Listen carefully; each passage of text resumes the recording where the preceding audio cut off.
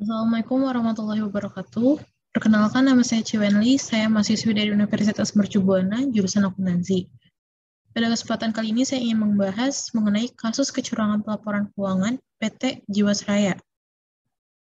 Kasus ini bermula dari tahun 2002, di mana PT Asuransi Jiwasraya dikabarkan mengalami kesulitan. Lalu pada tahun 2004, perusahaan tersebut melaporkan cadangan yang lebih kecil dari yang seharusnya, dan insolvensi atau risiko pilot mencapai 2,76 triliun rupiah. Pada tahun 2006, laporan keuangan perseroan menunjukkan ekuitas negatif sebesar 3,29 triliun rupiah. Aset yang dimiliki perusahaan jauh lebih kecil dibandingkan dengan kewajiban yang ada. Berdasarkan catatan BPK, Jiwasraya telah membukukan laba semu sejak tahun 2006. Karena penyajian informasi cadangan yang tidak tepat, maka BPK memberikan opini tidak menyatakan pendapat untuk laporan keuangan tahun 2006 sampai dengan tahun 2007. Selanjutnya pada tahun 2008 dan 2009, Jiwasraya mulai melakukan langkah penyelamatan jangka pendek atau reasuransi karena defisit perseroan semakin lebar, yaitu sebesar 5,7 triliun rupiah pada tahun 2008 dan 6,3 triliun rupiah pada tahun 2009. Lalu pada tahun 2010 sampai dengan 2012, Jiwasraya melanjutkan skema reasuransi dan mencatat surplus sebesar 1,3 triliun pada akhir tahun 2011. Dan setelah itu, perusahaan tersebut mendapatkan izin produk JS Proteksi Plan pada akhir 2012 dari Badan Pengawas Pasar Modal dan Lembaga Keuangan atau yang sekarang kita kenal dengan OJK. Dengan skema financial reasuransi, Jiwasraya masih mencatat surplus 1,6 triliun, namun tanpa adanya skema financial reasuransi tersebut, maka Jiwasraya mengalami defisit sebesar 3,2 triliun rupiah. Lalu pada tahun 2015, Jiwasraya meluncurkan produk JS Saving Plan dengan cost of fund yang sangat tinggi di atas bunga deposito dan obligasi. Dana tersebut kemudian diinvestasikan pada instrumen saham dan reksadana yang berkualitas rendah. Di tahun yang sama, audit BPK menunjukkan terdapat dugaan penyalahgunaan wewenang Jiwasraya dan laporan aset investasi keuangan melebihi realita atau overstate, dan kewajiban di bawah realita. Lalu selanjutnya pada tahun 2017, audit BPK kembali memberikan opini tidak wajar. Hal tersebut dikarenakan adanya kekurangan pencadangan sebesar 7,7 triliun rupiah, walaupun pada saat itu Jiwasraya mampu membukukan laba sebesar 360,3 miliar rupiah.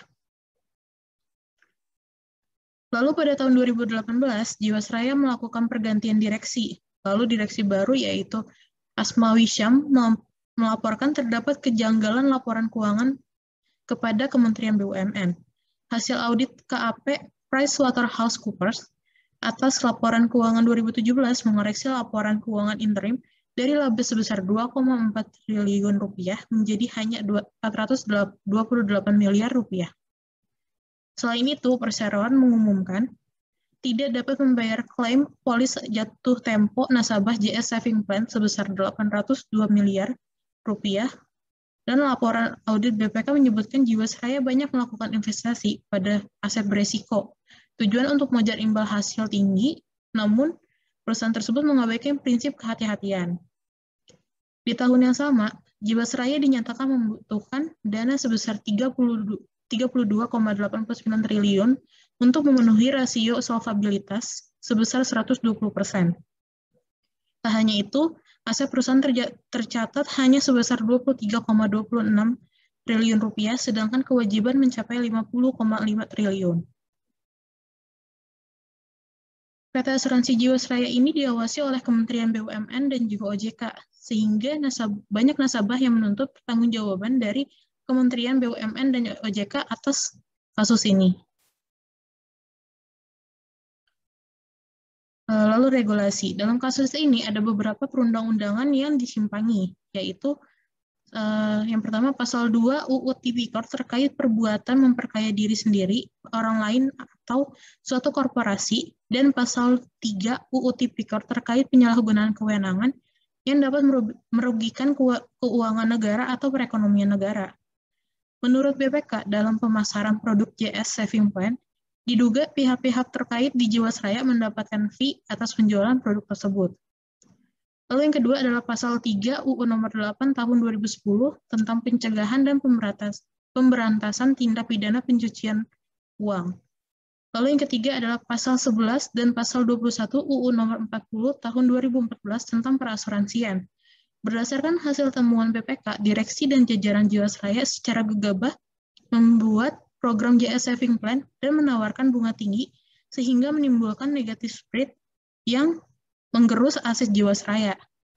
Lalu yang keempat adalah pasal 90 UU nomor 8 tahun 1995 tentang pasar modal atau UU Pasar Modal melarang adanya tindak penipuan dalam pasar modal. Berdasarkan investigasi BPK dalam kasus Jiwasraya, terdapat penipuan dalam bentuk jual beli saham dan reksadana yang tidak mencerminkan harga sebenarnya. Sekian yang dapat saya sampaikan, kurang lebihnya mohon maaf. Terima kasih.